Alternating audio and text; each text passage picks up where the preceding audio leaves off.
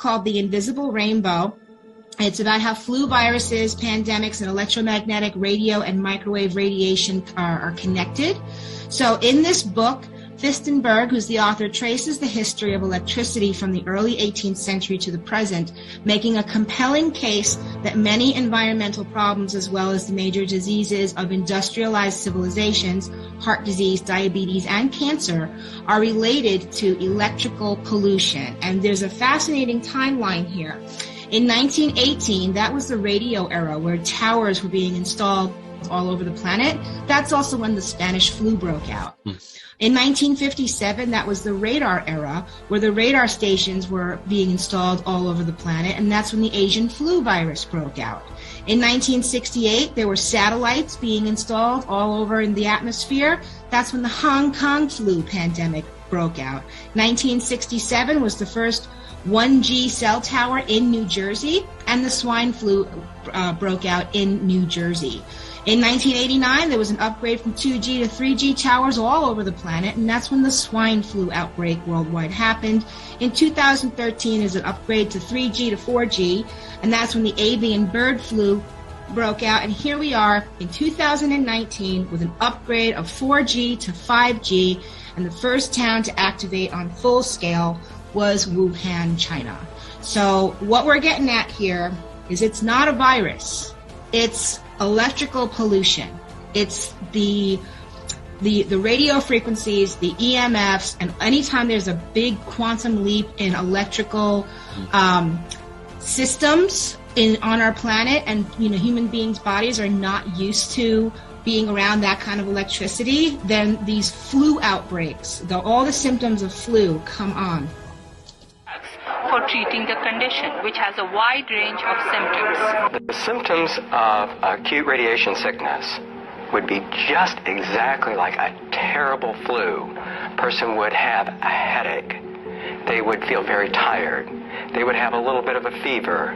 They might have some vomiting at higher doses. All of this would be more severe and would come on more rapidly. At survivable doses, it would come on within about 6 to 24 hours, and it would be over within 2 days. And you might think, well, I'm okay. But really what's happening is the body is losing its platelet supply and its neutrophil supply. And in order for you to feel sick from that, just like after chemotherapy, it takes a little while for infections to come up, to come about, or for you to have any kind of bleeding from the loss of platelets. Huff says that Pentagon scientists have been looking for effective treatments for radiation illness for the past 50 years, and the search is intensifying. The other more vexing problem, the one that we really have to worry about for larger numbers of people if there were nuclear terrorism, is how much external ionizing penetrating radiation a person would get after a nuclear detonation. To combat such a crisis or to treat people exposed to radiation from a damaged nuclear reactor, the Department of Defense and Onconova have collaborated on the development of XRAD. Imagine the implications of this, you guys. Just imagine. Se para justo allí en la farola. Think of Wuhan, China. Seguramente esperando a que pasen coches o algo, entiendo. Fíjate cuando falla la cámara. Ahí. Clarísimo. Esto es una prueba más que vamos. That was a soundbite from Ricardo Delgado from La Quinta Columna, talking about a man on a bicycle who appears to have been zapped by some sort of energy weapon, maybe a 5G pulse. We're not sure what, but I think it's important footage to take a look at and discuss as we consider the rollout of 5G by AT&T and Verizon in the United States. They're going to turn it on despite the FAA now begging for safety studies to be conducted because the FAA is very concerned about airplanes falling out of the sky, or at least communications being interfered with as airplanes try to take off and land because of 5G. Now imagine what might happen to people who have graphene oxide flowing through their veins because they took the experimental mRNA death shot. Animals, insects, microbes. So 5G is not a conversation about whether or not these biological effects exist. They clearly do. There is scientifically evidence that is so strong that you can be certain that the standards used by the FCC to manage health effects are wrong. 5G is about to be turned on. I think God, it wasn't turned on today. That is radiation. As I understand it, those signals are somewhere between 33 and 66 gigahertz. That's the exact same frequency that your microwave oven uses. So they are going to radiate everybody. And how are these people that already have the graphene oxide in them, those that receive that particular shot, which I think is by and far the most of them, how are they going to respond to these electrical impulses? We did a study, a legal study back in 2019, and actually discovered that the FCC and the cell phone communications companies had collaborated to make it illegal, in fact, a criminal offense for city councils to vote against the installation of 5G antennas in their neighborhoods. They're all one and the same, and the concern with the FAA, as I understand it, I also happen to be a pilot, is not only does it interfere with the communications, but, big airplanes use radio altimeters when they're shooting the approach, when they're trying to land the airplane, because they need very specific altitudes to hit the approach course, approach path correctly. And my understanding is that the 60 gigahertz signal, thereabouts, right, the microwave oven that's being blasted around, actually interferes with that signal. So it's less a function of these airplanes flying around high in the sky. This will affect them negatively at the most dangerous and crucial part of the flight, and that's landing the airplane. Charles Lieber, Dr. Lieber, who was just convicted in federal court for supporting the Chinese in their development of all of this stuff, was famous for atomically welding transistors into these nanoparticles, thereby turning them into nanobots. The reason why he did that was to make them responsive to cell phone signals, radiation signals, just like the ones we're talking about in 5G, 33 to 66 gigahertz range. I understand it. What's also interesting is, as you mentioned, in Wuhan, when they turned on their 5G network, it was 10,000 transmitters, all got turned on. October 30, it was Halloween night, memory serves, in 2019, and then within a very short period of time, people started falling ill and dying.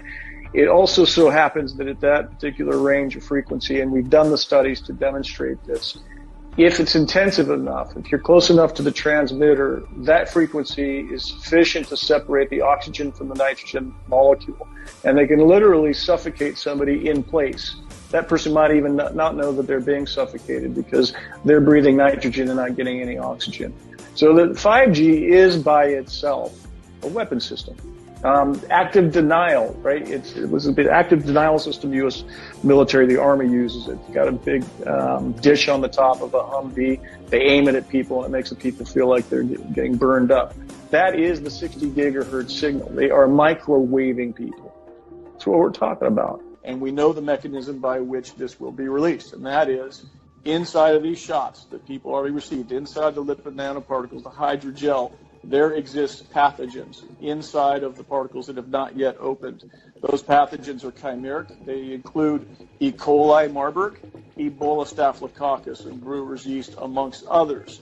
We know that upon the broadcast from the 5G system that is now employed across the United States, and the world for that matter, when they broadcast an 18 gigahertz signal for 1 minute, 3 different times as a pulse, it will cause those lipid nanoparticles to swell and release these pathogenic contents, thereby causing a Marburg epidemic that they've already spent the money on. It's already done, right? The Marburg epidemic, for purposes of the law, has happened, and now we just need the actual disaster to happen. And there's actually worse parts to it than that. Again, when you know Steiner, you have the answers to the test, but you have to then figure out the details. In 1918, after the Spanish flu pandemic of 1918, Steiner was asked, what was this all about? And he said, well, viruses are simply excretions of a toxic cell. Viruses are pieces of DNA or RNA with a few other proteins. They bud out from the cell. They happen when the cell is poisoned. They are not the cause of anything. And the first way I would encourage you to think about this is if you are a famous dolphin doctor and you have been studying dolphins in the Arctic Circle for a long time, and then they call you up, Fred, all the dolphins or a lot of the dolphins are dying in the Arctic Circle, can you come and investigate? How many of you would say, I want to investigate a dolphin to see the genetic makeup of that dolphin? How many of you would say, I want to see if this dolphin and that dolphin has a virus because it might be contagious and that's why all these dolphins are getting sick? How many of you would say, excuse my French here, somebody put some shit in the water here? Like Exxon Valdez? Anybody? Everybody. Because that's what happened. And the cells get poisoned. They try to purify themselves by excreting debris, which we call viruses. If you go to the current theory of viruses called exosomes, and the latest head of the NIH giving a talk on the complexity of viruses, you will see this is perfectly in line with the current thinking on what a virus really is. I had a dramatic example of this when I was growing up. Right outside our house, there was a wetlands, and they were full of frogs, and the frogs kept me up at night, so I taped the windows, and they were, in the spring, they made a big racket. And then over time, the frogs were all gone. How many thinks the frogs had a genetic disease? How many thinks the frogs had a virus? How many think somebody put DDT into the water? That's what happened. Diseases are poisoning. So what happened in 1918? In every pandemic in the last 150 years, there was a quantum leap in the electrification of the Earth. Late fall of 1917, there was the introduction of radio waves around the world. Whenever you expose any biological system to a new electromagnetic field, you poison it, you kill some, and the rest go into a kind of suspended animation, so that, interestingly, they live a little bit longer and sicker. And then starts in World War II with the next pandemic, with the introduction of radar equipment all over the Earth, blanketing the entire Earth in radar fields. First time humans have ever been exposed to that. In 1968, there was the Hong Kong flu, and it was the first time the Earth has a protective layer in the Van Allen belt, which essentially integrates the cosmic fields from the sun and the Earth, from the moon and Jupiter, etc., integrates that and essentially distributes that to the living beings of the Earth. And we put satellites emitting radioactive frequencies in the Van Allen belt. Within 6 months, we had a new viral pandemic. Why viral? Because the people are poisoned, they excrete toxins, they look like viruses. People think it's a flu epidemic. In the 1918 epidemic, the Boston Health Department decided to investigate the contagiousness of this. So they, believe it or not, took hundreds of people with the flu, and they sucked the snot out of their nose and injected it into the healthy people who didn't have the flu, and not one time could they make the next person sick. They did this over and over again, and they were not able to demonstrate contagion. They even did it with horses who apparently got the Spanish flu, and they put bags over their head, and the horses sneezed in the bag, and they put the bag over the next horse, and not one horse got sick. You can read about this in a book called The Invisible Rainbow by Arthur Furstenberg, who chronicles all the steps in the electrification of the Earth and how within 6 months there was a new flu pandemic all over the world. And when you hear the normal explanations, how did it go from Kansas to South Africa in 2 weeks? So the entire world got the symptoms at the same time, in spite of the fact that the mode of transportation was horseback and boats, and there's no explanation for it. They just say, we don't know how that happened. But when you think about it, with these radio waves and other frequencies that some of you have in your pocket and on your wrist, you can send a signal to Japan and it arrives instantaneously. So any of you who don't believe, there is an electromagnetic field that communicates globally within seconds just is not paying attention to this. And I will only finish by pointing out that there has been a dramatic and quantum leap in the last 6 months with the electrification of the Earth. And I'm sure a lot of you know what that is. It's called 5G, where they now have 20,000 radiation-emitting satellites, just like the radiation-emitting thing in your pocket and on your wrist and that you use all the time. That is not compatible with health. I'm sorry to say it, it's not compatible with health. That is a water destructuring device. And for any of you who say, yeah, well, we're not electrical beings, we're just physical matter, then don't bother doing an EKG or an EEG or a nerve conduction test, because we are electrical beings and the chemicals are only the byproduct of those electrical impulses. And I'll finish with, anybody want to make one guess as to where the first completely blanketed 5G city in the world was?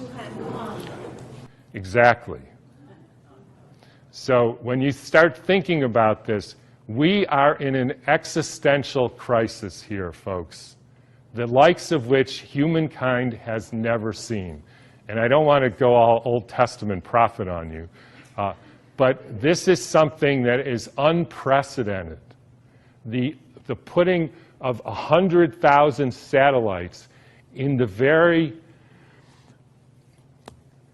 blanket of the Earth. And by the way, as I was going to say earlier, this actually has something to do with the vaccine question, and this got brought home to me because about a year ago or so, I had a patient who came in who was totally fine, a surfer and all, and then he works as an electrician putting in Wi-Fi systems for very wealthy people. Electricians have a very high mortality rate, but he was fine. And then he breaks his arm and he gets a metal plate put in his arm. 3 months later, he couldn't get out of bed and was total, heart irregularities, just total collapse.